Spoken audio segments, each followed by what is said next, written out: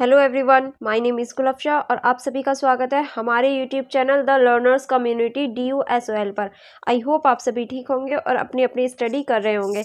जैसे कि आप सभी को पता है आपके एग्ज़ाम आने वाले हैं और आपके एग्ज़ाम की वजह से ही मैं आपके लिए सेमेस्टर 4 की जो हमारी एजुकेशन की बुक है जिसका नाम है education in India policy and practice, इस बुक का जो चैप्टर 2 है उसके हम इम्पॉर्टेंट क्वेश्चन आज कवर करने वाले हैं। और जो हमारा चैप्टर 2 है इसका नाम है भारत में शिक्षा योजना और वित्तीय पोषण। आज हम इस चैप्टर के इम्पॉर्टेंट क्वेश्चन करने वाले हैं, जितने भी इम्पॉर्टेंट क्वेश्चन बन सकते हैं और जो लास्ट टाइम पूछे गए हैं। हमने चैप्टर नंबर 1 के ऑलरेडी कर लिए हैं। अगर आपने अभी तक चैप्टर नंबर 1 नहीं देखा है तो जल्दी से आप उसे भी चेकआउट कर लीजिए, क्योंकि वो बहुत ज़्यादा इंपॉर्टेंट चैप्टर है और उसमें से इंपॉर्टेंट क्वेश्चन बनने की उम्मीद है। ठीक है, चलिए आज हम चैप्टर नंबर 2 की शुरुआत करते हैं। जो चैप्टर नंबर 2 है उसमें से जो फर्स्ट क्वेश्चन बन सकता है वो है भारत की शिक्षा व्यवस्था में सार्वजनिक वित्तीय पोषण का क्या महत्व है। यानी जो भारतीय शिक्षा व्यवस्था है उसमें सार्वजनिक जो वित्तीय पोषण है उसका क्या महत्व है, आपको यह बताना है। तो सबसे पहले आप थोड़ा सा इंट्रो लिख सकते हैं। इंट्रो में आप लिख सकते हैं भारत की शिक्षा व्यवस्था में सार्वजनिक वित्तीय पोषण एक महत्वपूर्ण स्थान है। यानी सार्वजनिक वित्तीय पोषण का एक महत्वपूर्ण स्थान है कहाँ पर? भारतीय शिक्षा व्यवस्था में।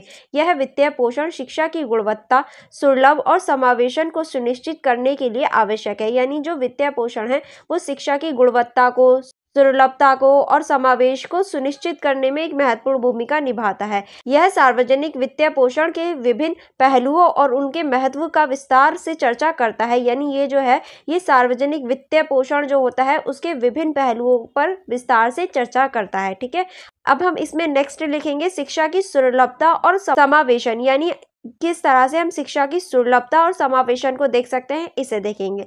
सार्वजनिक वित्तीय पोषण का मुख्य उद्देश्य शिक्षा को अधिक सुलभ और समावेशी बनाना है। यानी जो सार्वजनिक वित्तीय पोषण है उसका मुख्य उद्देश्य यही है कि शिक्षा को किस तरह से सुलभ और समावेशी बनाया जा सके। भारत में सामाजिक और आर्थिक असमानताएं गहरी हैं और यह असमानताएं शिक्षा के क्षेत्र में भी परिलक्षित होती हैं। सरकारी वित्तीय पोषण के माध्यम से शिक्षा के अवसरों, वंचित और हाशिए पर खड़े समुदायों तक पहुंचाया जा सकता है। यानी हमारे समाज में जो आर्थिक और सामाजिक असमानताएं वो बहुत ज़्यादा गहरी हैं और इसे हम शिक्षा के अंदर भी देख सकते हैं।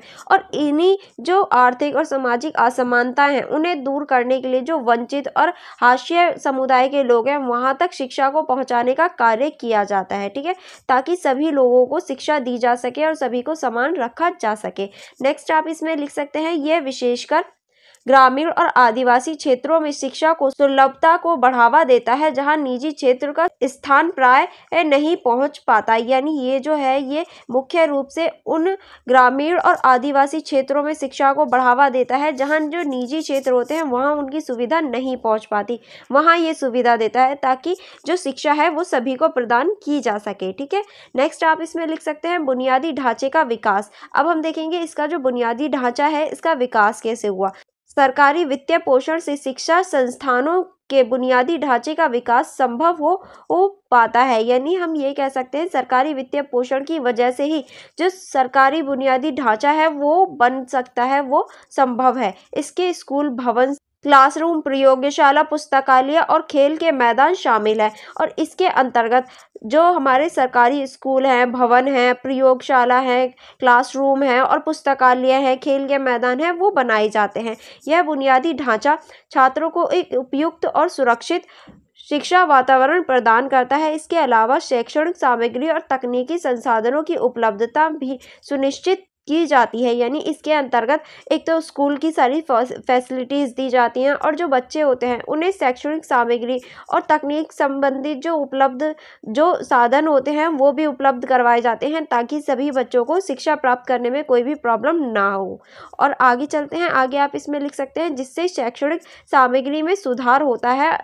शिक्षा प्रशिक्षण और भत्ता, यानी इसकी वजह से जो शैक्षणिक प्रक्रिया है उसमें सुधार देखने को मिल सकता है। इसमें शिक्षा प्रशिक्षण और भत्ते को भी रखा गया है। ठीक है, शिक्षकों की गुणवत्ता, शिक्षा की गुणवत्ता को सुधार प्रभावित करती है, यानी शिक्षकों की जो गुणवत्ता है वो शिक्षा की गुणवत्ता को सुधारने में को प्रभावित करती है, क्योंकि अगर कोई अच्छा टीचर होगा तो वो अच्छा ही पढ़ाएगा, अच्छी ही गुणवत्ता देगा, लेकिन अगर कोई बेकार टीचर होगा तो वो पढ़ा भी नहीं पाएगा सही से। ठीक है, सरकारी वित्तीय पोषण से शिक्षा प्रशिक्षण कार्यक्रमों का आयोजन किया जाता है, जिससे शिक्षकों की योग्यता और शैक्षणिक विविधताओं में सुधार होता है। इसके अलावा शिक्षकों को वेतन और अन्य भत्तों का भुगतान भी सरकारी वित्तीय पोषण से किया जाता है, जिससे वह अपने पेशे में समर्पित और प्रेरित रहते हैं। यानी जो टीचर्स वगैरह होते हैं उनका जो भत्ता होता है वो भी सरकारी पोषण वित्तीय से दिया जाता है, ताकि जो टीचर्स हैं वो अपने कार्य को सीरियसली लें और अपने जो उनका पेशा है उसको प्रेरित करें, यानी वो उसको अच्छे तरीके से लें और आगे बढ़ाने का प्रयास करें। ठीक है, नेक्स्ट चलते हैं। नेक्स्ट आप इसमें लिख सकते हैं अनुसंधान और विकास किस तरह से, चलिए देखते हैं। उच्च शिक्षा और अनुसंधान के क्षेत्र में भी सार्वजनिक वित्तीय पोषण का महत्वपूर्ण योगदान है, यानी उच्च शिक्षा और अनुसंधान का भी सार्वजनिक वित्तीय पोषण में एक महत्वपूर्ण योगदान हम देख सकते हैं। सरकारी अनुदान और वित्तीय पोषण से विश्वविद्यालयों और अनुसंधान संस्थाओं में अनुसंधान गतिविधियों को बढ़ावा मिलता है। यह अनुसंधान न केवल समाज की विभिन्न समस्याओं के समाधान में भी ये सहायक होते हैं, इसके अलावा नवाचार और तकनीकी विकास को भी प्रोत्साहित करते हैं। यानी ये जो हमारे अनुसंधान है ये विश्वविद्यालय और अनुसंधान को बढ़ाने और उनकी गतिविधियों को बढ़ाने का प्रयास करते हैं, और न केवल ये सिर्फ गतिविधियां बढ़ाते हैं बल्कि ये समाज में भी एक महत्वपूर्ण भूमिका निभाते हुए हमें दिखाई देते हैं। ठीक है, और ये नवाचार और तकनीकों का भी विकास करते हैं, ताकि जो शिक्षक हैं, जो छात्र हैं, वो नवाचार को सीख सकें, नई नई चीज़ों को सीख सकें, तकनीक को सीख सकें। ठीक है, आगे आप इसमें लिख सकते हैं शिक्षा नीति और योजनाएं किस तरह से, चलिए देखते हैं। सरकारी वित्तीय पोषण शिक्षा नीति और योजनाओं के कार्यान्वयन के लिए भी आवश्यक है, यानी जो सरकारी वित्तीय पोषण है वो शिक्षा नीति और योजनाओं के लिए भी महत्वपूर्ण भूमिका निभाता है। राष्ट्रीय शिक्षा नीति NEP 2020 जैसी प्रमुख नीतिगत बदलावों को लागू करने के लिए पर्याप्त वित्तीय संसाधनों की आवश्यकता होती है, और जो हमारी राष्ट्रीय शिक्षा नीति 2020 की आई थी, ऐसी नीतियों को लागू करने के लिए वित्तीय संसाधनों की आवश्यकता होती है। और ये जो नीति थी ये हम पिछले ही चैप्टर में पढ़ चुके हैं, आपको बतानी है ये नीति कब आई थी। ठीक है, इसकी एग्जैक्ट डेट भी मैंने आपको बताई थी, आप मुझे कमेंट बॉक्स में बताना डेट क्या थी। देखते हैं आप लोग पढ़ भी रहे हो या नहीं। ओके, चलिए आपको बतानी है कि डेट क्या थी इसकी। नेक्स्ट आगे चलते हैं। नेक्स्ट आप इसमें लिख सकते हैं यह वित्तीय पोषण विभिन्न क्षेत्रीय कार्यक्रमों और योजनाओं को सफलतापूर्वक लागू करने में यह सहायक होता है, जिससे शिक्षा की गुणवत्ता और पहुंच में सुधार होता है। यानी ये जो हमारे है ये वित्तीय पोषण और विभिन्न कार्यान्वयन और योजनाओं को सफलतापूर्वक लागू करने और उसमें गुणवत्तापूर्वक सुधार करने में एक महत्वपूर्ण भूमिका निभाता हुआ हमें दिखाई देता है। ठीक है, आगे आप इसमें लिख सकते हैं सार्वजनिक निजी भागीदारी। अब हम इसमें देखेंगे सार्वजनिक और निजी भागीदारी को। सार्वजनिक वित्तीय पौंजनिक निजी भागीदारी PPP मॉडल को भी प्रोत्साहित मिलता है, यानी ये जो है ये PPP जो मॉडल है उसको भी प्रोत्साहित देता है। यह मॉडल शिक्षा के क्षेत्र में निजी क्षेत्र की विशेषज्ञता और संसाधनों को उपयोग में लाने का प्रयास करता है, और ये जो मॉडल है ये शिक्षा जो क्षेत्र है उसमें जो निजी और सार्वजनिक प्रशिक्षण होते हैं और जो संसाधन होते हैं उनको उपयोग में लाने में महत्वपूर्ण भूमिका निभाता है। इससे शिक्षा की गुणवत्ता और पहुंच दोनों में सुधार होता है, और जब हम निजी क्षेत्रों की चीज़ें सार्वजनिक क्षेत्रों में लाते हैं तो उससे ये जो गुणवत्ता होती है, पहुंच होती है, उसमें सुधार होता है। PPP मॉडल के तहत सरकार और निजी संस्थाएं मिलकर शिक्षा परियोजनाओं को संचालित करते हैं, यानी इस मॉडल के तहत जो निजी क्षेत्र होता है और जो सरकारी क्षेत्र होता है दोनों आपस में मिलके जो शिक्षा के ऊपर नीतियां बनाते हैं, उसकी जो परियोजना बनाते हैं, उन्हें लागू करने का कार्य करते हैं, जिससे वित्तीय बोझ कम होता है और संसाधनों का बेहतर उपयोग होता है। और इस वजह से जो वित्तीय बोझ होता है वो कम हो जाता है, क्योंकि देखिए अगर कोई भी या तो वो गवर्नमेंट हो या प्राइवेट हो, दोनों में से कोई भी अगर अकेला कार्य करता है तो वित्तीय बोझ बहुत ज़्यादा पड़ता है और संसाधनों की कमी भी रहती है। लेकिन जब दोनों ही मिलकर कार्य करते हैं तो वित्तीय और जो संसाधनों की कमी होती है वो पूरी हो जाती है, क्योंकि देखिए जो प्राइवेट प्राइवेट सेक्टर है उसके पास पैसा है, लेकिन जो गवर्नमेंट सेक्टर है उसके पास संसाधन है। जब ये आपस में मिलते हैं तो पैसा और जो संसाधन है दोनों मिल पाते हैं, क्योंकि अगर ये अकेला जाता है तो ये पैसा लेकर जाता है, ये संसाधन लेकर जाता है, कहीं ना कहीं इसके पास पैसे की कमी रह जाती है और इसके पास संसाधनों की कमी हो जाती है। लेकिन जब ये दोनों ही मिलते हैं तो संसाधन और वित्तीय दोनों ही मिल पाते हैं और जो योजना होती है वो बहुत ज़्यादा अच्छी बन पाती है। ठीक है, चलिए फिर आगे बढ़ते हैं। अब आगे आप इसमें लिख सकते हैं सामाजिक न्याय और समानता किस तरह से, चलिए देखते हैं। सामाजिक वित्तीय पोषण का एक महत्वपूर्ण उद्देश्य सामाजिक न्याय और समानता को बढ़ावा देना है। यानी जो सामाजिक वित्तीय पोषण है इसका एक महत्वपूर्ण उद्देश्य ये भी है कि समाज में सामाजिक न्याय और समानता को बढ़ाया जा सके। यह विशेषकर वंचित वर्गों जैसे अनुसूचित जाति, अनुसूचित जनजाति, अन्य पिछड़े वर्ग और अल्पसंख्यकों के लिए शिक्षा देता है। यानी देखिए जो ये सार्वजनिक वित्तीय पोषण है ये विशेष रूप से जो अनुसूचित जाति, अनुसूचित जनजाति और जो पिछले वर्ग होते हैं और जो अल्पसंख्यक होते हैं उनके लिए शिक्षा देने का कार्य करता है। इसके माध्यम से छात्रवृत्ति शुल्क माफी और अन्य वित्तीय सहायता प्रदान की जाती है। यानी जो छात्रों के ऊपर शुल्क होता है उसको माफी की जाती है और अन्य भी वित्तीय सहायता दी जाती है, जिससे आर्थिक रूप से कमजोर बच्चों को उच्च शिक्षा प्राप्त करने का अवसर मिल सके और जो आर्थिक रूप से कमजोर बच्चे होते हैं वो भी अपनी उच्च शिक्षा प्राप्त कर पाए और भविष्य में कुछ कर पाए। इस वजह से ये ऐसे ही कार्य करता है ताकि जो कमजोर वर्ग के बच्चे हैं, कमजोर वर्ग के लोग हैं, उन्हें भी आगे बढ़ाया जा सके। अब आप इसके निष्कर्ष में क्या लिख सकते हैं, चलिए देखते हैं। अब हम इस क्वेश्चन का निष्कर्ष कैसे लिखेंगे। सार्वजनिक वित्तीय पोषण भारत की शिक्षा व्यवस्था में एक महत्वपूर्ण अंग है। जैसे कि हमने ऊपर ही देखा ये किस तरह से महत्वपूर्ण भूमिका निभाती है भारत की शिक्षा व्यवस्था में, तो हम कह सकते हैं ये एक महत्वपूर्ण अंग है भारत की शिक्षा व्यवस्था में, जो शिक्षा की सुलभता, गुणवत्ता और समावेशन को सुनिश्चित करती है। और ये जो है ये शिक्षा की जो सुलभता होती है, गुणवत्ता होती है और समावेशन होता है उसको सुनिश्चित करती है।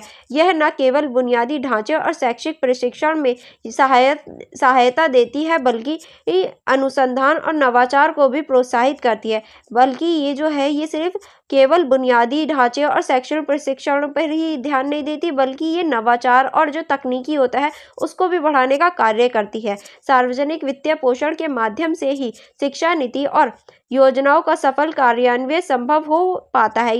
यानी जो हमारी सार्वजनिक वित्तीय पोषण है वो शिक्षा नीति और जो योजनाएं होती हैं उन्हें सफलतापूर्वक लागू कर पाता है, जिससे समाज सामग्री विकास और सामाजिक न्याय की स्थापना होती है। और इसी वजह से जो समाज है उसमें सामग्री विकास और जो सामाजिक न्याय है उसकी स्थापना हो पाती है। आई होप आपको निष्कर्ष अच्छे से समझ में आ गया होगा। अब हम लोग चलते हैं नेक्स्ट क्वेश्चन की तरफ। जो इम्पोर्टेंट क्वेश्चन बन सकता है वो है भारत में शिक्षा योजना एवं वित्तीय पोषण पर टिप्पणी कीजिए। यानी भारत में जो हमारी शिक्षा योजना है और जो वित्तीय पोषण है उसके ऊपर आपको टिप्पणी करनी है, उसके बारे में आपको बताना है। चलिए अब हम देख लेते हैं आप इसका इंट्रो कैसे लिखते हैं। भारत की शिक्षा व्यवस्था को सुदृढ़ और व्यापक बनाने के लिए शिक्षा योजना और वित्तीय योजना एक महत्वपूर्ण योगदान है। यानी हम ये कह सकते हैं भारत की जो शिक्षा व्यवस्था है उसको अच्छा बनाने के लिए शिक्षा योजना और जो वित्तीय पोषण है उसका एक महत्वपूर्ण योगदान है। शिक्षा योजना के माध्यम से देश के शैक्षिक ढांचे को व्यवस्थित करना, संसाधनों के सही ढंग से आवंटन करना और विभिन्न स्तरों पर शिक्षा की गुणवत्ता में सुधार लाना संभव हो पाया है। यानी इसकी वजह से शैक्षिक ढांचे की व्यवस्था करना और संसाधनों के सही ढंग से बंटवारा करना, आवंटन करना और विभिन्न स्तरों पर जो शिक्षा होती है उसका गुणवत्तापूर्ण लाभ देना ये संभव हो पाया है। वित्तीय पोषण का उद्देश्य शिक्षा को सामग्री सर्वसुलभ बनाना है ताकि हर वर्ग के बच्चों को उच्च शिक्षा, उच्च गुणवत्ता वाली शिक्षा मिल सके। यानी ये जो हमारा वित्तीय पोषण है उसका एकमात्र उद्देश्य यही है, जो सारी चीजें उन्हें सुलभ बनाना और हर वर्ग के बच्चों तक जो शिक्षा है उसको प्रोवाइड करवाना। ठीक है, ताकि हर वर्ग का जो बच्चा है वो शिक्षा ले सके। तो हो गया हमारा इंट्रो। अब इस क्वेश्चन की जो स्टार्टिंग करेंगे यानी इस आंसर की जो स्टार्टिंग करेंगे वो इस तरह से कर सकते हैं। शिक्षा योजना, पहले हम शिक्षा योजना को लिख सकते हैं। चलिए शिक्षा योजना को देख लेते हैं।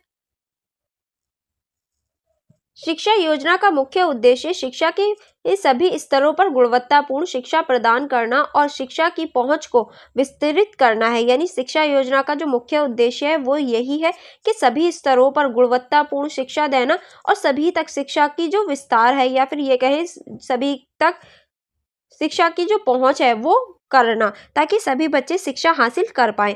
भारतीय शिक्षा योजना विभिन्न योजनाओं और नीतियों के माध्यम से कार्यान्वित करती है। यानी जो भारतीय शिक्षा योजना है वो विभिन्न योजनाओं और नीतियों के साथ कार्य करती है। अब हम उन्हीं नीतियों को एक बार देख लेते हैं। पहला आप लिख सकते हैं प्रारंभिक शिक्षा।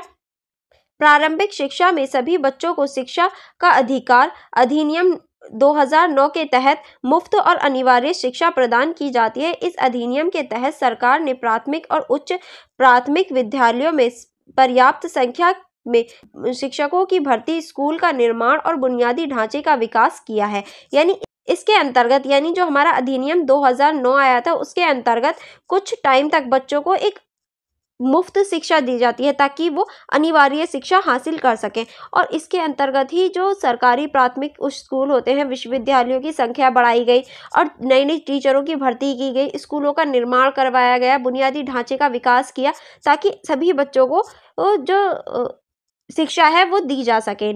नेक्स्ट आप इसमें लिख सकते हैं माध्यमिक शिक्षा। माध्यमिक शिक्षा में राष्ट्रीय माध्यमिक शिक्षा अभियान और अन्य योजनाओं के माध्यम से स्कूलों का आधुनिकीकरण और शिक्षा की गुणवत्ता में सुधार किया गया है। यानी इसके अंतर्गत जो विद्यालय होते हैं, उनके जो स्कूल वगैरह होते हैं, जो विद्यालय होते हैं, उनको आधुनिकीकरण और शिक्षा की गुणवत्ता में अधिक सुधार करने का प्रयास किया गया ताकि जो आधुनिकीकरण है, जो नई नई चीज़ें हैं, उन्हें अपनाया जा सके और जो गुणवत्ता है उसमें सुधार किया जा सके और नई नई चीज़ों को अपनाया जा सके।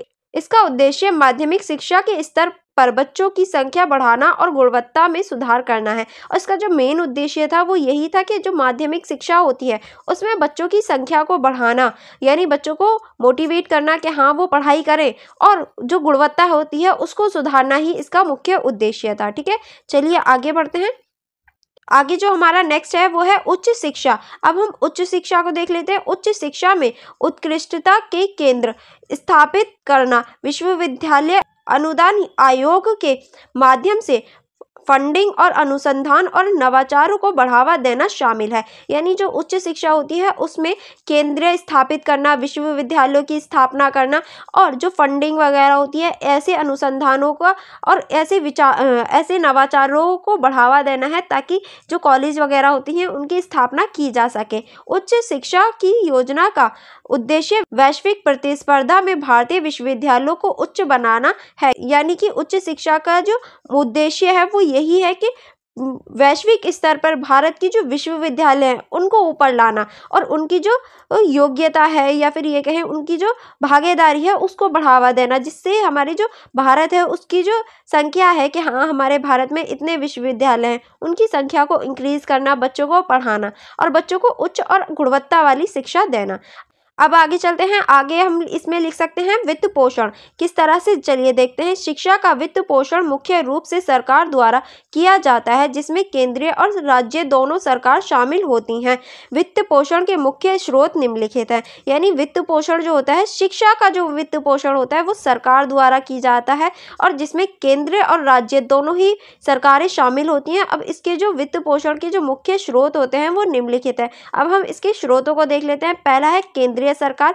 केंद्रीय सरकार विभिन्न योजनाओं और कार्यक्रमों के माध्यम से शिक्षा के लिए वित्तीय सहायता प्रदान करता है। यानी जो केंद्र होता है वो विभिन्न योजनाओं और कार्यक्रमों के माध्यम से वित्तीय सहायता प्रदान करता है शिक्षा को, ठीक है, जिसमें सामग्री शिक्षा अभियान जैसे प्रमुख कार्यक्रम शामिल हैं। और ये जो केंद्र होता है वो सामग्री शिक्षा अभियान जैसे कार्यक्रम चलाता है जो वो प्राथमिक, माध्यमिक और उच्च माध्यम शिक्षा के लिए सामग्री दृष्टिकोण अपनाता है। यानी ये जो है ये प्राथमिक, माध्यमिक और उच्च शिक्षा तीनों के लिए कार्य करता है। ठीक है, चलिए आगे बढ़ते हैं।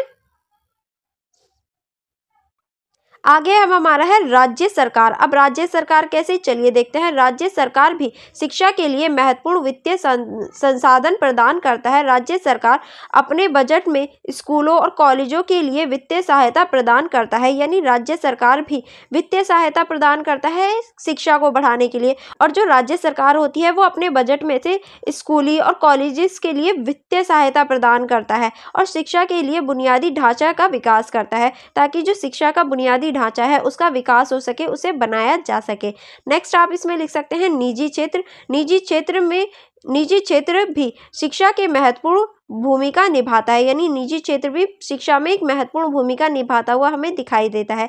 कई निजी स्कूल, कॉलेज और विश्वविद्यालय शिक्षा के क्षेत्र में महत्वपूर्ण योगदान देते हैं। इसके अलावा कई कोऑपरेटिव और गैर सरकारी संगठन एनजीओ भी शिक्षा के लिए वित्तीय और तकनीकी सहायता प्रदान करते हैं। यानी हम कह सकते हैं कई निजी स्कूल हैं, कॉलेजेस हैं और विश्वविद्यालय हैं जो शिक्षा को बढ़ाने में एक महत्वपूर्ण भूमिका निभाते हैं, जैसे कि प्राइवेट स्कूल वगैरह हो गए, प्राइवेट कॉलेजेस वगैरह हो गए। और इसके अलावा जो एनजीओ वगैरह होते हैं वो भी शिक्षा को बढ़ाने में और वित्तीय सहायता करने में महत्वपूर्ण भूमिका निभाते हैं। ठीक है, अब आप नेक्स्ट इसमें लिख सकते हैं अंतर्राष्ट्रीय सहायता। अंतर्राष्ट्रीय संगठन और विकास एजेंसी भी भारत में शिक्षा के वित्त पोषण में सहयोग करती हैं। उदाहरण के लिए विश्व बैंक, यूनिसेफ और अन्य अंतर्राष्ट्रीय एजेंसियां शिक्षा के क्षेत्र में विभिन्न परियोजनाओं और कार्यक्रमों के लिए वित्तीय सहायता प्रदान करती हैं। यानी जो अंतर्राष्ट्रीय सहयोग होता है वो भी हम देख सकते हैं, जैसे कि भारत में शिक्षा के वित्तीय पोषण सहयोग को बढ़ावा देने के लिए विश्व बैंक, यूनिसेफ और अंतर्राष्ट्रीय एजेंसियां कार्य करती हैं ताकि जो भारत की शिक्षा व्यवस्था है उसको सुधारा जा सके। ठीक है, चलिए आगे चलते हैं। आगे आप इसमें लिख सकते हैं सार्वजनिक निजी साझेदारी। अब हम देखेंगे सार्वजनिक और निजी साझेदारी किस तरह से होती है, इसमें देखते हैं। शिक्षा के क्षेत्र में सार्वजनिक निजी साझेदारी पीपीपी मॉडल का उपयोग किया जाता है। यानी इसमें सार्वजनिक निजी साझेदारी पीपीपी मॉडल का प्रयोग किया जाता है, जिसमें सरकारी और निजी क्षेत्र मिलकर शिक्षा को बेहतर बनाने के लिए कार्य करते हैं। और इसके अंतर्गत ये हमने पहले भी पढ़ा था कि पीपीपी के अंतर्गत जो सार्वजनिक और निजी यानी सरकारी और प्राइवेट दोनों मिलकर ऐसी नीतियां बनाती हैं और कार्य करती हैं ताकि शिक्षा को बढ़ाया जा सके।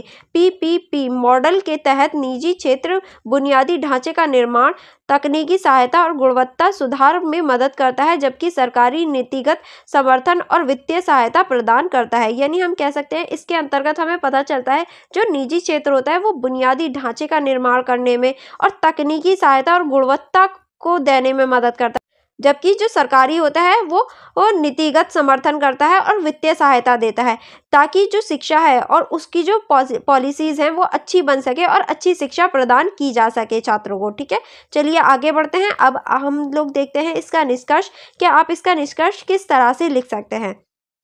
भारत में शिक्षा योजना और वित्तीय पोषण का मुख्य उद्देश्य सभी के लिए गुणवत्तापूर्ण शिक्षा की उपलब्धता सुनिश्चित करना है। यानी भारत में जो शिक्षा योजना है और वित्तीय पोषण है इसका मुख्य उद्देश्य यही है कि सभी को गुणवत्तापूर्ण और सभी को सुनिश्चित की जा सके शिक्षा, यानी सभी को शिक्षा देना और गुणवत्तापूर्ण शिक्षा देना ही इसका मेन उद्देश्य है। इसके माध्यम से सरकार शिक्षा की पहुंच में विस्तृत करने, शिक्षकों की गुणवत्ता में सुधार करने और छात्रों के लिए बेहतर शिक्षा सुविधा प्रदान करने का प्रयास करती है। यानी इसके अंतर्गत हम दे सकते हैं कि सरकार जो है वो शिक्षकों की पहुंच शिक्षकों की जो पहुंच है उसको बढ़ाने में और शिक्षकों की जो गुणवत्ता है इसको सुधारने में और छात्रों की जो बेहतर समझ हो सकती है, बेहतर सोच हो सकती है, उसको बढ़ाने में मदद करती है। शिक्षा योजना और वित्तीय पोषण के माध्यम से ही देश की समग्र विकास और समृद्धि को सुनिश्चित किया जा सकता है। और हम ये कह सकते हैं शिक्षा योजना और वित्तीय पोषण से ही जो देश का विकास है, समृद्धि है, उसको सुनिश्चित किया जा सकता है, उसको बढ़ाया जा सकता है। आई होप आपको ये क्वेश्चन भी समझ में आ गया होगा। अब हम लोग चलते हैं नेक्स्ट क्वेश्चन की तरफ। जो आपका नेक्स्ट क्वेश्चन है वो है भारत में शिक्षा वित्तीय पोषण के विभिन्न स्रोत क्या है। यानी भारत में जो शिक्षा वित्तीय पोषण है उसके विभिन्न स्रोतों के ऊपर अब हमें चर्चा करनी है कि उसके कौन कौन से स्रोत हैं। चलिए अब हम देख लेते हैं इसका इंट्रोडक्शन आप कैसे लिख सकते हैं। इसके इंट्रोडक्शन में आप लिख सकते हैं भारत में शिक्षा व्यवस्था को सुचारू रूप से चलाने और शिक्षा के स्तर को सुधारने के लिए वित्तीय पोषण के कई स्रोत होते हैं। यानी हम ये कह सकते हैं भारत में या किसी भी देश में जो शिक्षा व्यवस्था होती है उसको सुचारू रूप से सही ढंग से चलाने और उसमें सुधार करने करने के लिए जो वित्तीय पोषण होते हैं उसके कई स्रोत होते हैं। यह स्रोत मुख्यतः सरकारी वित्तीय पोषण, निजी वित्तीय पोषण, अंतर्राष्ट्रीय सहायता और सामुदायिक योगदानों के रूप में होते हैं। और ये जो हमारे स्रोत होते हैं वो सरकारी वित्तीय पोषण के रूप में हो सकते हैं, निजी वित्तीय पोषण के रूप में हो सकते हैं, अंतर्राष्ट्रीय सहयोग, सामूहिक सहयोग के रूप में हो सकते हैं। यहाँ हम इन स्रोतों पर विस्तार से चर्चा करने वाले हैं। अब हम इन सभी स्रोतों यानी सरकारी वित्तीय पोषण, निजी वित्तीय पोषण, अंतर्राष्ट्रीय सामूहिक योगदान, इन सभी के ऊपर बारी बारी से चर्चा करने वाले हैं। पहला हमारा है सरकारी वित्तीय पोषण। ठीक है, केंद्रीय सरकार शिक्षा के लिए प्रमुख वित्तीय संसाधन प्रदान करती है, जिसमें विभिन्न योजनाओं और कार्यक्रम शामिल होते हैं जो प्राथमिक, माध्यमिक और उच्च शिक्षा के क्षेत्रों को कवर करते हैं। प्रमुख सरकारी योजनाओं में शामिल हैं। अब देखिए, जो केंद्रीय सरकार है इसमें प्रमुख वित्तीय संसाधन होते हैं और इसके अंतर्गत प्राथमिक, माध्यमिक और उच्च शिक्षा के क्षेत्रों को रखा जाता है। और इसके अंतर्गत सरकारी योजनाओं में कुछ चीजें शामिल की जाती हैं। कौन कौन सी, अब हम देखते हैं। ठीक है, पहली आप लिख सकते हैं सामग्री शिक्षा अभियान। यह योजना प्राथमिक, माध्यमिक और उच्च माध्यमिक शिक्षा को एकीकृत माध्यमों के साथ बढ़ावा देती है।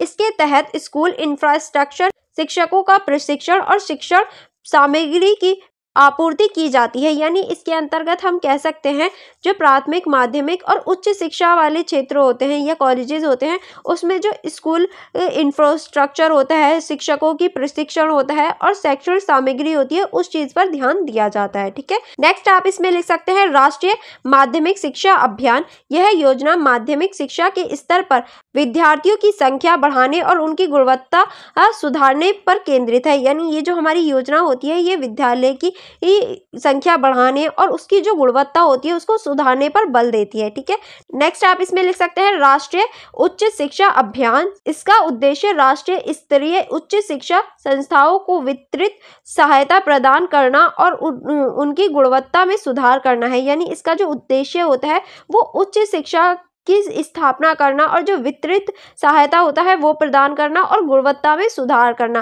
ताकि जो स्टूडेंट होते हैं उन्हें अच्छी शिक्षा प्रदान की जा सके। ठीक है, नेक्स्ट अब हम देखेंगे राज्य सरकार। अभी हमने केंद्र सरकार देखा, अब हम देखेंगे राज्य सरकार। ठीक है, राज्य सरकार भी अपने राज्यों के इस शिक्षा के लिए बजट आवंटित करती है। यानी जो राज्य सरकार है वो भी अपने राज्यों के लिए शिक्षा के लिए बजट आवंटित करती है, बजट को बनाती है। वह स्कूल और कॉलेज के निर्माण, अध्यापकों के भत्ते और प्रशिक्षण तथा छात्रों के लिए विभिन्न प्रकार की वित्तीय सहायता योजनाओं का संचालन करती है। और जो राज्य सरकार होती है वो कॉलेजों और स्कूलों का निर्माण और जो टीचर्स वगैरह होती हैं उनकी जो सैलरी वगैरह होती है उनका, और जो छात्र होते हैं उन्हें जो वो भत्ता वगैरह दिया जाता है उनका भी जो प्रबंधन करती है वो राज्य सरकार द्वारा ही किया जाता है अपने अपने राज्य के लिए। ठीक है, नेक्स्ट चलते हैं।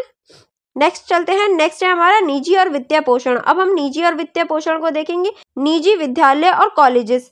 भारत में कई निजी स्थान हैं जो शिक्षा के क्षेत्र में महत्वपूर्ण भूमिका निभाते हैं। ये संस्थान अपने वित्तीय स्रोतों से स्कूलों और कॉलेजेस चलाते हैं और छात्रों को उच्च गुणवत्ता वाली शिक्षा प्रदान करते हैं। यानी भारत में बहुत सारे निजी संस्थान हैं, निजी क्षेत्र हैं जो महत्वपूर्ण भूमिका निभाते हैं शिक्षा को आगे बढ़ाने के लिए। और ये जो है ये अपने वित्तीय स्रोतों का प्रयोग करते हैं कॉलेजेस को आगे बढ़ाने के लिए और अपनी गुणवत्ता को बढ़ाने के लिए। आगे आप इसमें लिख सकते हैं कॉर्पोरेट सामाजिक जिम्मेदारी।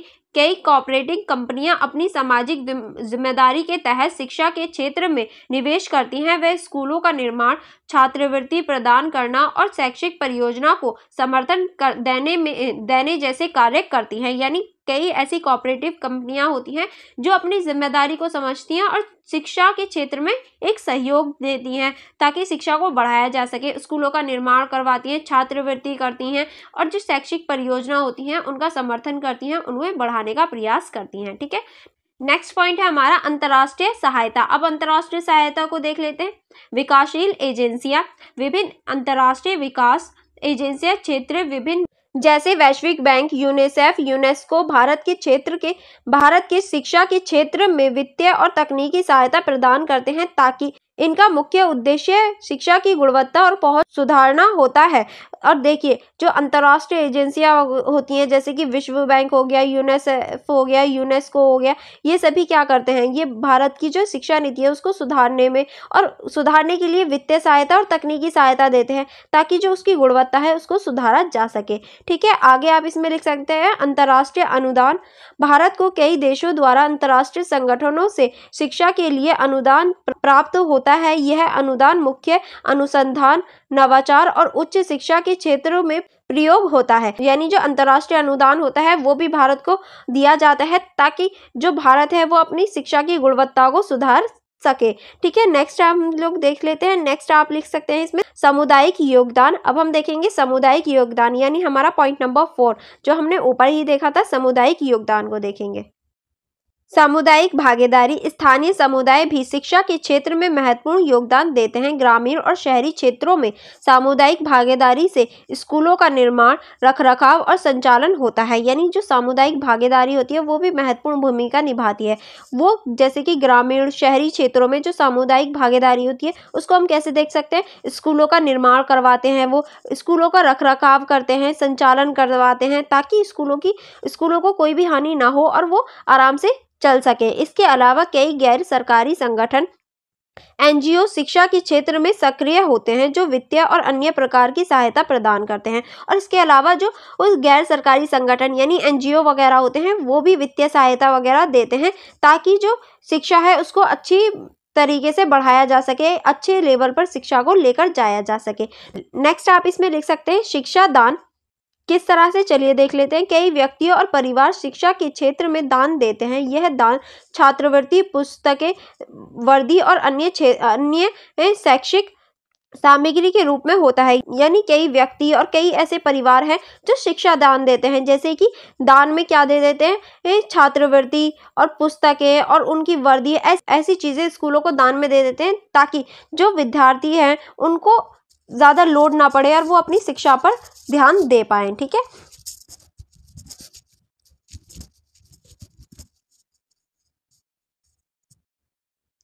नेक्स्ट आप इसमें लिख सकते हैं शिक्षा दान का उद्देश्य उन छात्रों की मदद करना होता है जो आर्थिक रूप से कमजोर हैं और शिक्षा प्राप्त करने में सक्षम नहीं है। यानी जो शिक्षा दान होता है इसका मुख्य उद्देश्य यही है कि उन बच्चों की हेल्प करना जो आर्थिक रूप से कमजोर हैं और इसी वजह से शिक्षा नहीं ले पा रहे हैं। अगर उन्हें यूनिफॉर्म के लिए, बुक्स के लिए पैसे खर्च करने होंगे, क्या गरीब बच्चा पढ़ पाएगा? नहीं पढ़ पाएगा। इसीलिए सरकार द्वारा और या फिर ये कहें गैर सरकारी संगठनों द्वारा जो हमारी यूनिफॉर्म है, बुक्स वगैरह हैं, इन सब के पैसे या फिर इन सबको प्रोवाइड कराए जाते हैं, ताकि जो बच्चा है वो पढ़ सके। ठीक है, अब हम लोग नेक्स्ट देख लेते हैं। नेक्स्ट पॉइंट जो था हमारा जन सहयोग और क्राउड फंडिंग। जन सहयोग के माध्यम से शिक्षा के लिए धन जुटाया जाता है। इसमें लोग सामूहिक रूप से छोटी छोटी राशि का योगदान देते हैं। यानी जो जन सहयोग है उसके माध्यम से भी शिक्षा के लिए धन जुटाया जाता है और इसके अंतर्गत कोई एक व्यक्ति या कोई एक समूह बहुत सारे पैसे नहीं,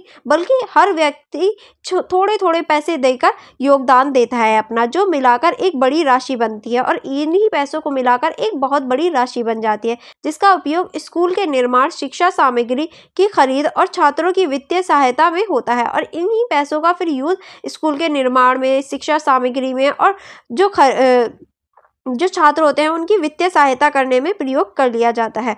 अब हम देखेंगे क्राउड फंडिंग प्लेटफॉर्म। विभिन्न क्राउड फंडिंग प्लेटफॉर्मों के माध्यम से शिक्षा परियोजना के लिए धन जुटाया जाता है। यानी इसके भी माध्यम से धन जुटाया जाता है शिक्षा के लिए। यह प्लेटफॉर्म ऑनलाइन माध्यमों से लोगों के धन एकत्रित करता है और ये जो प्लेटफॉर्म होता है ये ऑनलाइन रूप से धन को इकट्ठा करता है और इसे शैक्षिक परियोजना में निवेश करता है और शिक्षा के लिए फिर इसका यूज करता है। ठीक है, ये ऑनलाइन रूप में होता है, वो ऑफलाइन रूप में होता है। अब हम इसका निष्कर्ष देख लेते हैं कि आप इसके निष्कर्ष में क्या लिख सकते हैं। भारत में शिक्षा वित्तीय पोषण के विभिन्न स्रोतों के माध्यम से शिक्षा व्यवस्था को सुदृढ़ बनाने का प्रयास किया जाता है। सरकारी वित्तीय पोषण, निजी निवेश, अंतर्राष्ट्रीय सहायता, सामुदायिक योगदान, जन सहयोग और क्राउड फंडिंग के माध्यम से शिक्षा के विभिन्न स्तरों पर गुणवत्ता सुधार और सुलभ बनाने का प्रयास होता है। यानी हम ये कह सकते हैं भारत में जो शिक्षा वित्तीय पोषण है और इसके जो विभिन्न स्रोत हैं ये एक महत्वपूर्ण भूमिका निभाते हैं शिक्षा को आगे बढ़ाने के लिए और विकास करने के लिए। इसमें हम निजी निवेश, अंतर्राष्ट्रीय सहयोग और सामुदायिक और जनसंचार और क्राउड फंडिंग को देख सकते हैं, जो कि वित्तीय और जो गुणवत्ता होती है उसको सुधारने में और पैसों को इकट्ठा करने में एक महत्वपूर्ण योगदान देती है। यह वित्तीय पोषण न केवल बुनियादी ढांचे के विकास में सहायता होते हैं, बल्कि शिक्षा के प्रशिक्षण, छात्रों की वित्तीय सहायता और अनुसंधान व प्रोत्साहन देने में भी महत्वपूर्ण भूमिका निभाते हैं। और ये जो हमारा योगदान होता है, ये न सिर्फ बुनियादी ढांचे को सुधारने में मदद करता है, बल्कि ये छात्रों की प्रशिक्षण और जो छात्रों की वित्तीय सहायता होती है और नवाचार की चीजें होती हैं, उनको लागू करने और नई नई चीजों को अपनाने में भी भूमिका निभाते हैं। यह इन स्रोतों के समुच्चय उपयोग से ही शिक्षा की सामग्री और संतुलन विकास संभव है, और इन सभी से हम कह सकते हैं शिक्षा का विकास संभव है। ठीक है, चलिए आगे बढ़ते हैं। अब हम लोग नेक्स्ट क्वेश्चन देख लेते हैं। नेक्स्ट क्वेश्चन है हमारा, भारत में शिक्षा योजना की प्रमुख विशेषताएं क्या हैं? यानी भारत में जो शिक्षा योजना है इसकी प्रमुख विशेषताओं के ऊपर चर्चा करनी है। भारत में शिक्षा योजना एक व्यापक प्रक्रिया है जिसका उद्देश्य शिक्षा के क्षेत्र में सुधार, समन्वय और गुणवत्ता को बढ़ावा देना है। इसकी योजना की मुख्य विशेषताएं हैं। अब देखिए, भारत में जो शिक्षा योजना है ये एक प्रमुख प्रक्रिया है जिसका उद्देश्य सुधार करना, समावेशन को बढ़ावा देना और गुणवत्ता को बढ़ावा देना है। अब हम इसकी विशेषताओं के ऊपर चर्चा कर लेते हैं कि इसकी क्या क्या विशेषताएं हैं। ठीक है, पहली आप लिख सकते हैं लक्ष्य और उद्देश्य।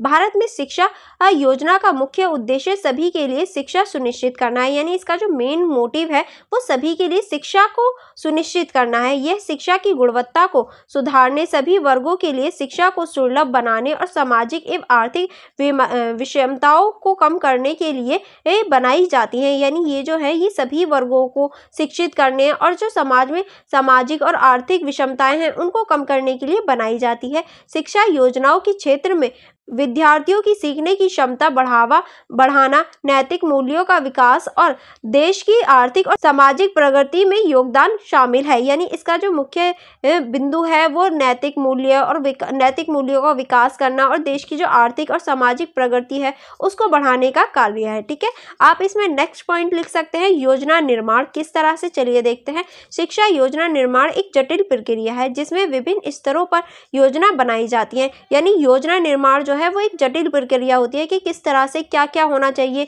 किस कक्षा में क्या पढ़ाना है, कितना पढ़ाना है। ये जो है ये बहुत जटिल प्रक्रिया होती है और इसे कई स्तरों पर किया जाता है, जैसे कि राष्ट्रीय, राज्य और स्थानीय स्तर पर। यानी हम इसे राष्ट्रीय, राज्य और स्थानीय स्तर पर देख सकते हैं। योजना निर्माण में विभिन्न सरकारी और गैर सरकारी संगठनों का सहयोग होता है। यह प्रक्रिया व्यापक शोध, सर्वेक्षण और नीति विश्लेषण पर आधारित होती है। और ये जो हमारी प्रक्रिया होती है ये एक व्यापक प्रक्रिया होती है और ये विशेष सर्वेक्षण और नीतियों पर आधारित होती है। ठीक है, अब हम लोग नेक्स्ट चलते हैं। नेक्स्ट पॉइंट नंबर 3 आप इसमें लिख सकते हैं वित्त पोषण। भारत में शिक्षा का वित्त पोषण मुख्य रूप से सरकार द्वारा किया जाता है। यानी हम कह सकते हैं भारत में जो शिक्षा पर वित्तीय होता है, पैसा जो लगाया जाता है मुख्य रूप से सरकार द्वारा लगाया जाता है। सरकारी वित्तीय पोषण के अलावा निजी क्षेत्र और अंतर्राष्ट्रीय सहयोग में भी वित्तीय सहायता प्रदान होती है। यानी सरकार के अलावा जो निजी क्षेत्र होते हैं और अंतर्राष्ट्रीय सहयोग भी शिक्षा में वित्तीय सहायता देते हैं। शिक्षा योजनाओं के तहत विभिन्न शैक्षिक कार्यक्रमों और परियोजनाओं के लिए ये बजट आवंटित किया जाता है और शिक्षा योजनाओं के लिए एक बजट बनाया जाता है। ठीक है, सामाजिक न्याय और समावेशिता। अब हमारा पॉइंट नंबर 4 स्टार्ट होता है। चलिए इसे देख लेते हैं। शिक्षा योजनाओं का एक महत्वपूर्ण पहलू सामाजिक न्याय और समावेशिता है। इसका उद्देश्य समाज के सभी वर्गों, विशेष रूप से वंचित और हाशिए पर रहने वाले समूहों को शिक्षा को समान अवसर प्रदान करना है। यानी इसका जो मुख्य उद्देश्य है वो वंचित और हाशिए जो समुदाय के लोग हैं उन्हें शिक्षा प्रदान करना और सभी को समान लाना ही इसका उद्देश्य है। इस उद्देश्य की प्राप्ति के लिए विशेष योजनाएं और कार्यक्रम बनाए जाते हैं और इसी उद्देश्य की प्राप्ति के लिए नई नई योजनाएं और नए नए कार्यक्रम चलाए जाते हैं, जैसे छात्रवृत्ति योजना, विशेष विद्यालय और बालिका शिक्षा को प्रोत्साहन। और ये कुछ है जैसे कि छात्रवृत्ति योजना चलाई जाती है, विशेष विद्यालय बनाए जाते हैं, बालिका शिक्षा प्रोत्साहन चलाया जाता है ताकि समाज में जो शिक्षा है उसको बढ़ाया जा सके और सभी को समान स्तर पर लाया जा सके। अब हम चलते हैं पॉइंट नंबर 4 की तरफ, वो है गुणवत्ता सुधार किस तरह से। चलिए देखते हैं। शिक्षा की गुणवत्ता को सुधारने के लिए निरंतर प्रयास किया जाता है। इसमें शिक्षकों को प्रशिक्षण, पाठ्यक्रमों का अद्यतन, शिक्षण विधियों का सुधार और शैक्षणिक संस्थाओं की सामान्यता और निगरानी शामिल है। यानी इसके अंतर्गत जो शिक्षा होती है उसकी जो गुणवत्ता होती है उसको सुधारने पर बल दिया जाता है। शैक्षणिक प्रशिक्षण और जो हमारे टीचर्स होते हैं उनके प्रशिक्षण पर ध्यान दिया जाता है। पाठ्यक्रम जो हमारे चैप्टर वगैरह होते हैं उन पर ध्यान दिया जाता है कि उनकी लैंग्वेज ज़्यादा हार्ड तो नहीं है, समझने लायक है, यानी इस चीज़ पर ध्यान केंद्रित किया जाता है। गुणवत्ता सुधारने के लिए नई तरीके और नवाचार को भी अपनाया जाता है। और किस तरह से हम गुणवत्ता को सुधार सकते हैं इसके लिए नई नई चीज़ों को खोजा जाता है, तकनीकों को अपनाया जाता है। ठीक है, अब हम पॉइंट नंबर 6 की तरफ चलते हैं, जो है हमारा प्रशासनिक संरचना। शिक्षा योजना के सफल कार्यान्वयन के लिए एक मजबूत प्रशासनिक संरचना आवश्यक है। यानी शिक्षा योजना के लिए हम कह सकते हैं एक मजबूत प्रशासनिक संरचना आवश्यक है। इसमें केंद्र और राज्य सरकार के क्षेत्र विभाग, स्थानीय शिक्षा प्राधिकरण और विभिन्न शैक्षणिक बोर्ड शामिल है। प्रशासनिक संरचना का उद्देश्य योजना के विभिन्न घटकों के समन्वय और निगरानी को सुनिश्चित करता है। ठीक है, ये सभी जो है ये शिक्षा को बढ़ाने का कार्य करता है। अब हम नेक्स्ट चलते हैं। नेक्स्ट है हमारा पॉइंट नंबर 7, जिसमें आप लिख सकते हैं सर्वेक्षण और मूल्यांकन। किस तरह से, चलिए देख लेते हैं। शिक्षा योजना की प्रभावशीलता का मूल्यांकन करने के लिए निर्मित सर्वेक्षण और मूल्यांकन किया जाता है। यानी जो हमने शिक्षा योजनाएं बनाई हैं वो सही है या नहीं, इसलिए उसका मूल्यांकन और सर्वेक्षण किया जाता है, जिससे योजनाओं की प्रकृति की समीक्षा होती है और आवश्यक सूचनाओं के सुझाव प्राप्त होते हैं। उदाहरण के लिए अखिल भारतीय उच्च शिक्षा सर्वेक्षण के माध्यम से उच्च शिक्षा संस्थाओं का डेटा संकलित किया जाता है और ये देखा जाता है जो हमने नीतियां बनाई हैं वो सही हैं या नहीं। उदाहरण के रूप में आप अखिल भारतीय उच्च शिक्षा सर्वेक्षण को लिख सकते हैं या आप उदाहरण के रूप में यूज कर सकते हैं। ठीक है, अब हमारा पॉइंट नंबर 8 स्टार्ट होता है, जिसमें आप लिख सकते हैं प्रौद्योगिकी का उपयोग। किस तरह से, चलिए देख लेते हैं।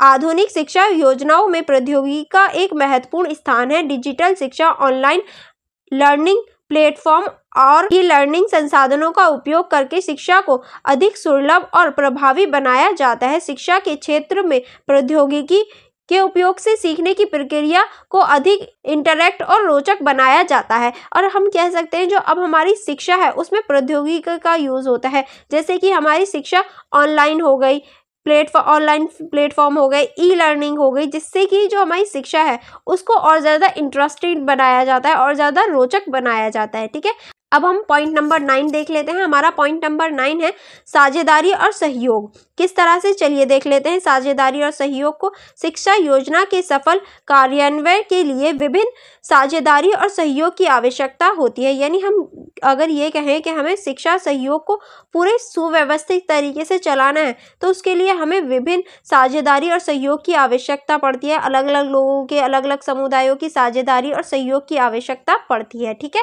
इसमें सरकार और निजी क्षेत्र के बीच सहयोग, अंतर्राष्ट्रीय संगठन के साथ साझेदारी और सामुदायिक भागीदारी शामिल है। और इसके अंतर्गत हम कह सकते हैं निजी और जो हमारी सरकार होती है उसके बीच में सहयोग होना चाहिए, अंतर्राष्ट्रीय संगठनों की साझेदारी होनी चाहिए, सामुदायिक भागीदारी होनी चाहिए, तभी हम एक अच्छी शिक्षा की जो नीति है उसको लागू कर सकते हैं, उसकी जो गुणवत्ता है उसको बढ़ा सकते हैं। ठीक है, इसके सहयोग से संसाधनों का अधिकतर उपयोग और योजनाओं का व्यापक कार्यान्वयन सुनिश्चित किया जा सकता है। और इससे जब ये सारी चीज़ें एक साथ मिल जाएंगी तो इसके सहयोग से हम उच्च शिक्षा और अच्छी शिक्षा प्राप्त कर पाएंगे। ठीक है, पॉइंट नंबर 10 देख लेते हैं। पॉइंट नंबर 10 है स्थापत्य और नवाचार। किस तरह से स्थापत्य और नवाचार को देख सकते हैं, चलिए देखते हैं।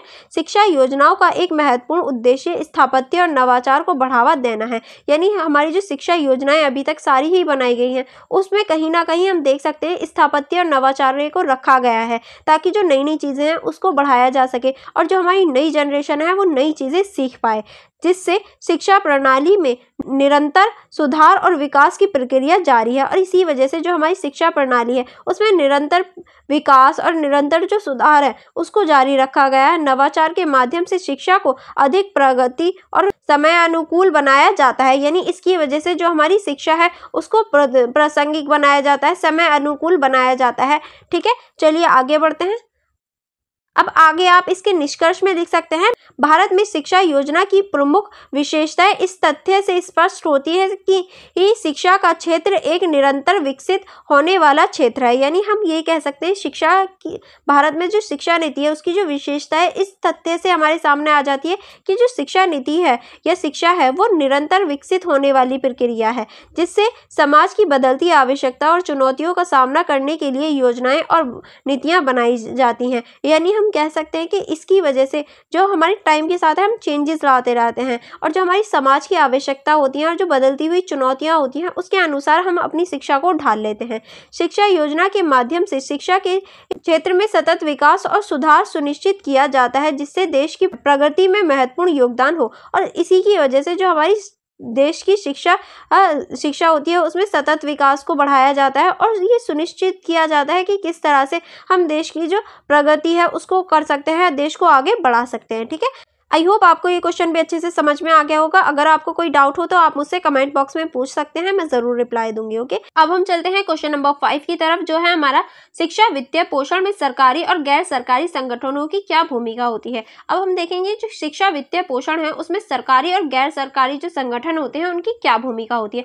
चलिए देख लेते हैं। पहले देखते हैं प्रस्तावना। क्या आप इसमें कि प्रस्तावना में क्या लिख सकते हैं, इंट्रोडक्शन में क्या लिख सकते हैं। भारत की शिक्षा प्रणाली के विकास और सुदृढ़ता में वित्तीय पोषण का एक महत्वपूर्ण योगदान है। शिक्षा वित्तीय पोषण के विभिन्न स्रोत होते हैं जिसमें सरकारी और गैर सरकारी संगठन प्रमुख होते हैं। यानी हम कह सकते हैं शिक्षा जो है उसके जो वित्तीय पोषण है उसके लिए कई स्रोत शामिल होते हैं जो हम ऊपर भी देख चुके हैं, और जिसमें से सरकारी और गैर सरकारी जो संगठन होते हैं वो महत्वपूर्ण होते हैं। इन संगठनों की भूमिका शिक्षा के विभिन्न स्तरों पर अलग अलग प्रकार की होती है, और ये जो संगठन है इनकी जो भूमिका है वो शिक्षा के अलग अलग क्षेत्र पर अलग अलग प्रकार की देखी जा सकती है। पहले हम देखेंगे सरकारी संगठनों की भूमिका। चलिए देख लेते हैं सरकारी संगठनों की भूमिका क्या क्या होती है।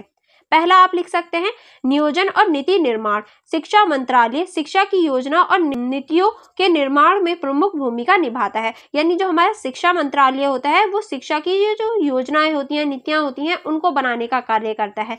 फिर आप इसमें लिख सकते हैं राष्ट्रीय शिक्षा विभाग। राष्ट्रीय शिक्षा विभाग राष्ट्रीय स्तर पर शिक्षा योजना को लागू करने और मॉनिटरिंग करने का कार्य करती है। यानी ये जो राष्ट्रीय शिक्षा विभाग है वो योजनाओं को लागू करवाने का कार्य करती है और मॉनिटरिंग का कार्य करती है कि हाँ ये चीज लागू हो रही है या नहीं हो रही है और कौन कौन फॉलो कर रहा है, इस चीज पर ध्यान केंद्रित करती है। ठीक है, नेक्स्ट आप इसमें लिख सकते हैं वित्तीय पोषण।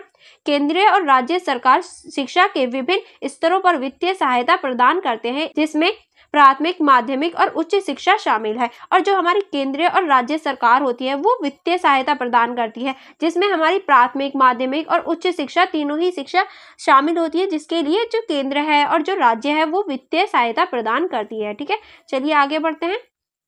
आगे आप इसमें लिख सकते हैं सामग्री शिक्षा अभियान और राष्ट्रीय माध्यमिक शिक्षा अभियान जैसे योजनाएं वित्तीय सहायता का प्रमुख केंद्र है। यानी जो हमारी सामग्री शिक्षा अभियान और राष्ट्रीय माध्यमिक शिक्षा अभियान है ये मुख्य वित्तीय का स्रोत है जिससे हमें वित्तीय सहायता मिलती है। ठीक है, नेक्स्ट चलते हैं पॉइंट नंबर 3, वो है अवसंरचना विकास। किस तरह से, चलिए देखते हैं। सरकारी स्कूल कॉलेजेस की स्थापना और उनके रखरखाव के लिए धनराशि आवंटित की जाती है। यानी जो सरकारी स्कूल और कॉलेजेस होते हैं उनके रखरखाव के लिए भी जो धनराशि होती है वो दी जाती है ताकि उनका रखरखाव किया जा सके। ठीक है, नेक्स्ट आप इसमें लिख सकते हैं डिजिटल शिक्षा और तकनीकी संसाधनों का विकास भी सरकार द्वारा वित्तीय पोषित होता है। यानी जो डिजिटल शिक्षा होती है और जो तकनीकी सुधार होते हैं, तकनीकी संसाधन होते हैं, उनके विकास के लिए भी सरकार द्वारा वित्तीय पोषण दिया जाता है, वित्तीय दिया जाता है ताकि डिजिटल चीजों को भी बढ़ाया जा सके।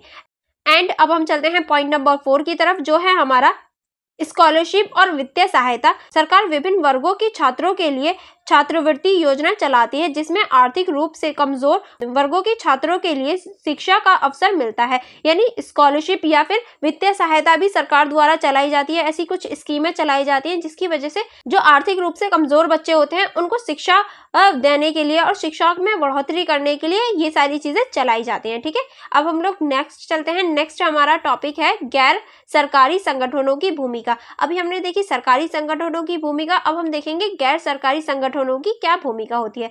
इसमें आप पॉइंट नंबर 1 लिख सकते हैं निजी शैक्षणिक संस्थान। निजी स्कूल और कॉलेजेस जो विभिन्न स्तरों पर शिक्षा प्रदान करते हैं गैर सरकारी संगठनों के तहत आते हैं। यानी जो निजी कॉलेजेस और जो स्कूल होते हैं जो शिक्षा प्रदान करवाते हैं, शिक्षा देते हैं, वो गैर सरकारी संगठन के अंतर्गत आते हैं, जिन्हें हम प्राइवेट स्कूल या फिर प्राइवेट कॉलेजेस के नाम से जानते हैं। ठीक है, इन संस्थाओं को उनकी फीस संरचना और अन्य वित्तीय स्रोतों के माध्यम से वित्तीय पोषण मिलता है। और इनके जो वित्तीय स्रोत है, यानी इन्हें जो पैसा मिलता है वो बच्चों द्वारा जो फीस जमा की जाती है वही इनके वित्तीय स्रोत होते हैं। ठीक है, नेक्स्ट चलते हैं। नेक्स्ट जो सेकंड पॉइंट आप इसमें लिख सकते हैं वो है सहयोग और सहभागिता।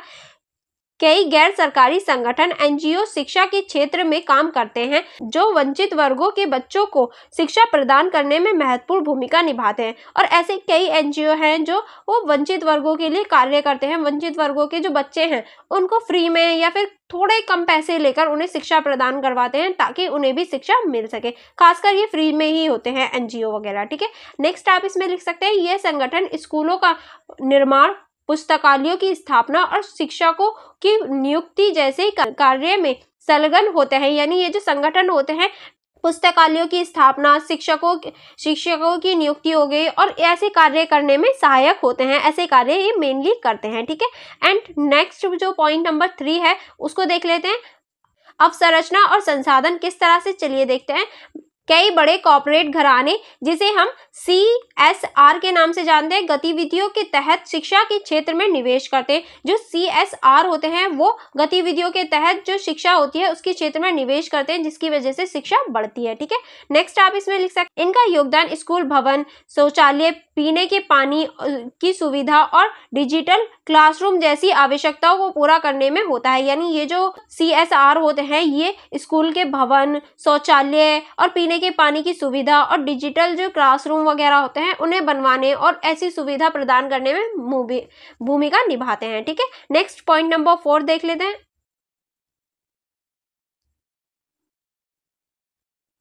नेक्स्ट पॉइंट नंबर 4 देख लेते हैं जो है हमारा शोध और विकास किस तरह से, चलिए देखते हैं।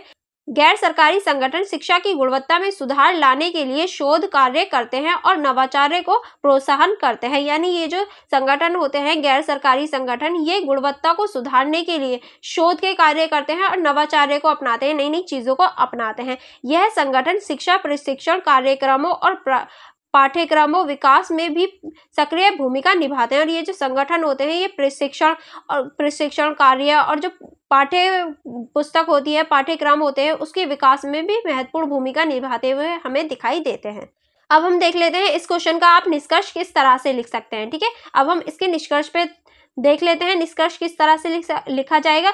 शिक्षा वित्तीय पोषण में सरकारी और गैर सरकारी संगठनों की भूमिका अत्यंत महत्वपूर्ण है। यानी जो शिक्षा वित्तीय पोषण है उसमें सरकारी और गैर सरकारी जो संगठन है उनकी भूमिका बहुत ज्यादा महत्वपूर्ण है। दोनों संगठनों के समन्वय प्रयासों से ही शिक्षा के क्षेत्र में समग्र और समावेशी विकास संभव है और दोनों मिलकर जब कार्य करते हैं तभी विकास अच्छे से संभव है। यह आवश्यक है कि इन संगठनों के बीच बेहतर समन्वय और पारदर्शिता सुनिश्चित की जाए। यानी ये बहुत महत्वपूर्ण है कि दोनों ही संगठन सरकारी और गैर सरकारी संगठन दोनों के बीच में जो पारदर्शिता है उसको रखा जाए। ऐसा ना हो कि कोई भी सरकारी या गैर सरकारी कोई भी अपनी चीजों को छुपाए, कोई भी पीछे से नई नई योजना बनाई, नहीं, सारी चीजें पारदर्शिता के साथ होनी चाहिए। ठीक है, सारी चीजें एक दूसरे को पता होनी चाहिए ताकि सभी वर्गों को गुणवत्तापूर्ण शिक्षा प्राप्त हो सके। और इसका मेन मोटिव यही होना चाहिए कि सभी वर्गों को गुणवत्तापूर्ण शिक्षा किस तरह से दी जा सके। सरकारी योजनाओं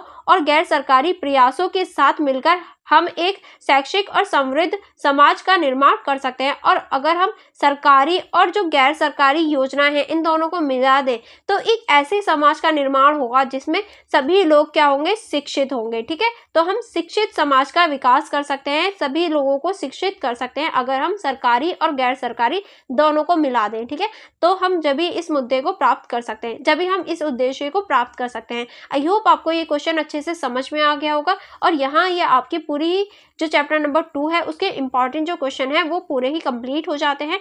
एंड फॉर मोर कनेक्टिविटी आप हमारे टेलीग्राम ग्रुप को ज्वाइन कर सकते हैं, आप हमारी इंस्टाग्राम आईडी को चेकआउट कर सकते हैं, आप हमारे यूट्यूब चैनल को सब्सक्राइब कर सकते हैं और हमारे ब्लॉगर के साथ भी जुड़ सकते हैं। एंड वन मोर थिंग जो बहुत इंपॉर्टेंट है वो है हमारा ऐप। अगर आपने अभी तक हमारे ऐप को डाउनलोड नहीं किया है तो जल्दी से कर लीजिए। हमारे ऐप का नाम है द लर्नर्स कम्युनिटी DUSOL, जिसमें आपने जो अभी क्वेश्चन पढ़े हैं, जो सारे ही क्वेश्चन मैंने आपको पढ़ाए वो आप नोट्स के रूप में देख सकते हैं और प्रीवियस ईयर के क्वेश्चन पेपर भी देख सकते हैं। एंड ये सारे बेनिफिट आपको इस ऐप में दिख जाएंगे। तो आप हमारे ऐप को डाउनलोड करना मत भूलना, जल्दी से डाउनलोड कर लीजिए। एंड मेरी वीडियो को लाइक करना मत भूलना और हमारे चैनल को भी सब्सक्राइब करना मत भूलना, ताकि जो नेक्स्ट क्वेश्चन वाली वीडियो हो, यानी नेक्स्ट जो इंपॉर्टेंट क्वेश्चन वाली वीडियो हो, वो भी आप मिस ना कर पाएँ और वो भी आप जल्दी से देख लें और अपनी स्टडी को अच्छे से कर पाएँ। चलिए फिर मिलते हैं नेक्स्ट वीडियो में नेक्स्ट इंपॉर्टेंट क्वेश्चन के साथ। Thank you for watching everyone.